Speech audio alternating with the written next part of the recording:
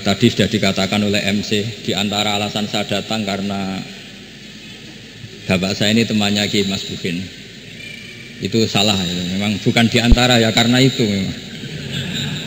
Kalau di antara ini sembrono.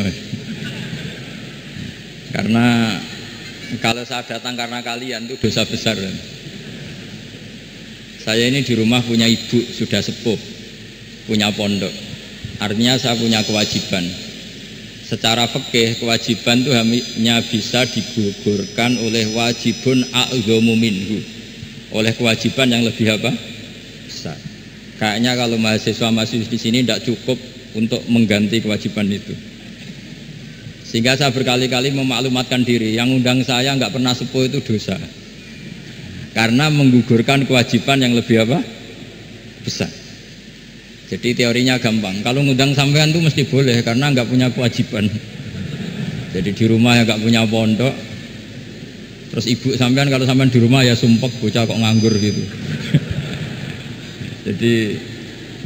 Jadi fikih itu harus jelas. Saya ini pengagum fikih. Jadi saya di rumah punya ibu, saya ulang lagi, sepuh, butuh perhatian saya dan saudara-saudara saya punya pesantren, sehingga artinya punya kewajiban. Ini sekaligus maklumat bagi yang ingin ngundang supaya ngukur dosa ndak yang ngundang Gus Pak itu. Bukan kebaikan atau ndak, tapi dosa apa enggak gitu. Artinya yang bisa menggugurkan kewajiban secara fikih itu hanya kewajiban yang lebih apa? Besar. Kayaknya tidak akan terjadi kecuali temannya bapak saya atau pernah guru-gurunya guru saya. Misalnya Lirboyo, nanti Sakban ngundang saya 2 begini ya, ini kan abahnya Ki Mas Bukin juga namanya Fakih, gurunya juga Ki Abdul Fakih. Saya berharap anak-anak Inkafa ini nekuni utamanya itu fikih. Fikih itu penting sekali. Kata Sayyid Ali yang Sohibu Simtid Durar itu, wabihi kiwamus syariah, yang bisa mengawal syariat itu hanya fikih. Fikih itu ya kalau yang paling gampang tentu kita misalnya punya Fathul Qorib, Fathul Mu'in, Fathul Wahab. Tapi yang paham betul, mesti paham itu ngelotok setengah hafal. Jangan bawa kitabnya tok, sementing sekian semester terus selesai. Itu sama-sama dosa, itu dosanya ya dosa, mahasiswanya juga dosa. Karena sudah terlanjur sarjana agama, ternyata nggak bisa, itu kan mendingan tidak sarjana agama. Itu saya tak cerita sama Kiai Roba, itu ada fatwa kiai juga wali. Suatu saat ada penyanyi dangdut top terkenal di Indonesia itu nyanyi dangdut, ya penyanyi ya dai, entah itu hakikat entah majaz tidak tahu. Itu kiai itu fatwanya lucu, kalau kamu datangi dia pas main dangdut masih saya beri izin, tapi kalau datangi dia pas pengajian itu tak larang kan santrinya jadi eskal, ini pas pengajian dilarang, pas dangdutan kok malah dapat izin. Tapi bukan berarti halal ya, dapat izin. Dapat izin kan potensinya bisa karena dilarang lah ya tetap belerot. Terus suatu saat si santri ini setengah wali, tidak wali tapi setengah. Lama-lama itu memahami gurunya, ternyata sirinya begini. Kalau seorang penyanyi yang tidak pernah ngaji kemudian ngomong agama, itu potensinya itu fadollu wa adollu, sesat dan menyesatkan. Tapi kalau dia sedang nyanyi dangdut, penyanyinya cowok, sama jangan bayangkan dangdut putri, enggak, itu cowok sudah tua lagi. Jadi potensi halalnya ada lah maksudnya untuk, tapi tidak alat musiknya, orangnya. Tapi kalau dia nyanyi itu paling dosanya hanya nyanyi. Saya ulang lagi, murid tadi akhirnya paham kalau datangi pengajian itu artinya ikrar kalau dia seorang dai atau seorang yang layak ngomong apa? Agama. Itu lebih bahaya karena kita santri, apalagi kita doktor atau MM, terus ngekrori orang yang nggak jelas asal usulnya. Tapi kalau nyanyi kan nyanyi saja, sehingga itu menjadi fikih. Bahaya terbesar dalam fikih adalah apa? Mengkaji fikih tidak dari ahlinya. Ya saya ulang lagi ya, mengkaji fikih tidak dari apa? Ahlinya. Nah kenapa demikian? Begini, saya beri contoh.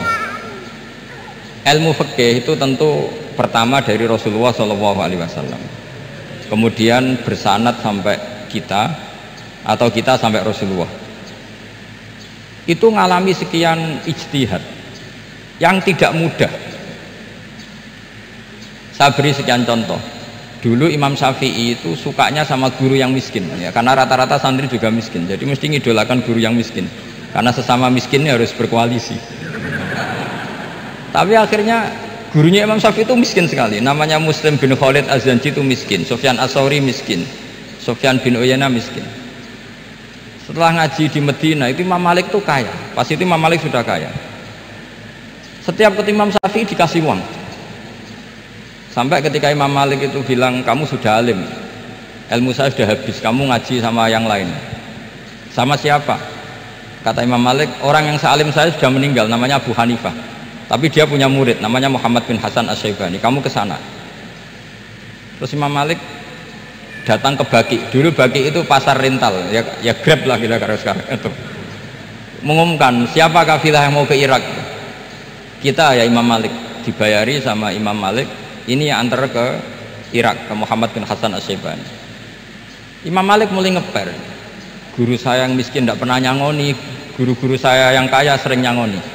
Mulai memasalahkan kiai miskin gitu, kira-kira seperti itu, mulai masalah itu.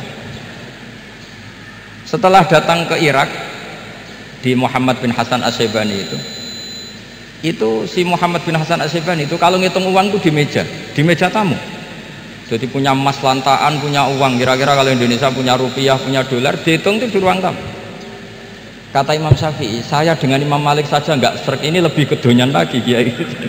Ngitung uang itu di ruang tamu. Terus akhirnya si Muhammad bin Hasan Asy-Syaibani ini ahlul usul, dia pakar usul. Kamu heran sama saya? Iya, kiai kok kedonyan? Dia ngomong gitu. Tapi kata Muhammad bin Hasan Asy-Syaibani, kalau kiai tidak boleh kaya, itu tak kayak wong fasik, ben gue demenan, gue mabuk. Oh jangan, nanti dipakai maksiat. Penjenengan mawon kersane digetokan, berarti kiai oleh sugih, pun angsal-angsal. Semenjak itu jadi satu fikih bagi Imam Syafi'i. Ternyata kalau mengharamkan kiai sugih berarti membolehkan yang fasik sugih. Kalau yang fasik sugih bisa dipakai i'anah alal maksiat. Semenjak itu mindset pikiran Imam Syafi'i rubah. Saking rubahnya sampai beliau berpendapat orang bisa beli Alphard, kok beli carry itu haram. Bisa jadi bupati kayak Pak Roba, kok jadi RT haram. Pokoknya gitu. Bisa keren Kak Gus Bak, kok jadi orang pendengar haram. Pokoknya haram terus. Karena dalil beliau al-Islam ya'lu wala yula alaih. Coba sampean ridho misalnya jadi orang Gresik dipimpin orang yang nggak sholat, ridho ndak? Ndak. Atau sholat tapi nggak bisa ngaji, ridho ndak? Ketika yang bisa ngaji berpotensi jadi bubah, terus keterusan. Karena Imam Syafi'i keterusan, ya umatnya keterusan. Akhirnya orang-orang Syafi'i itu politikus rata-rata. Ya, makanya sama jangan kaget sama Baruba. Kakak saya wakil bupati dulu. Putranya Mbah Mun ada yang wakil apa? Gubernur. Dulu Gus Wahid ya menteri agama. Itu asal usul dari perubahan fikih, mindset, cara berpikir Imam Syafi'i. Jadi dulu itu fikih ditemukan itu jelimet, ada perdebatan. Itu tidak hanya pada level ulama, pada level Nabi pun ada perdebatan. Jadi jangan kira Nabi itu tidak debat, ya debat. Nabi itu asal seangkatan itu mesti debat, termasuk debat dengan malaikat. Jadi kalau perlu ya debat sama apa? Karena malaikat itu kan lugu itu gak iso mikir. Karena kalau malaikat iso mikir bisa jadi rektor. Nanti kasihan Pak Salam ini. Malaikat gak boleh jadi rektor. Malaikat Israel itu gak tahu etika. Jadi beliau ketika mau membunuh, mencabut nyawanya Ibrahim datang, ya Ibrahim saya ini disuruh nyabut nyawa kamu. Kata Ibrahim, wah kamu itu pasti salah. Kamu tahu saya siapa? Saya ini Khalilur Rahman, kekasih Allah. Masa kekasih membunuh yang dikasih? Ini enggak benar, logika itu enggak benar. Pasti kamu salah. Karena Israel itu tidak bisa debat. Ketika ditanya, hal ra'aita khalilan yumitu khalilah, masa kekasih membunuh yang dikasih? Saya ini Khalilur Rahman. Masa Allah mencintai saya kemudian membunuh saya, itu logika agak bener. Enggak, keliru, kamu itu keliru. Israel akhirnya terbang lagi. Ya Allah, katanya logika saya ini salah.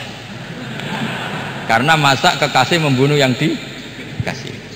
Karena Israel nggak pernah sekolah, nggak pernah sekolah, nggak bisa dia jawab.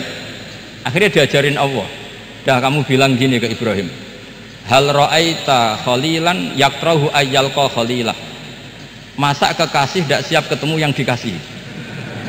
Dibalik logikanya. Akhirnya datang lagi ke Israel. Kata Allah begini, masa jenengan kekasihnya tidak siap ketemu yang kau kasih? Oh ya ya, oke, mati gak apa-apa. Jadi ilmu itu ngalamin perdebatan. Jadi saya datang murni karena Kiai Mas Buhin, bukan karena MC. Itu dosa besar kalau saya datang karena MC. Karena saya punya kewajiban yang lebih besar. Jadi yang bisa mengalahkan adalah a'zama minhu, yang super besar kira-kira gitu. Karena jelas ada riwayat inna min abaril birri silatar rajuli ahla wuddi abi. Ya, inna min abaril birri silatar rajul ahla wuddi abi. Di antara kebaikan yang sangat baik adalah seseorang menyambung teman bapaknya.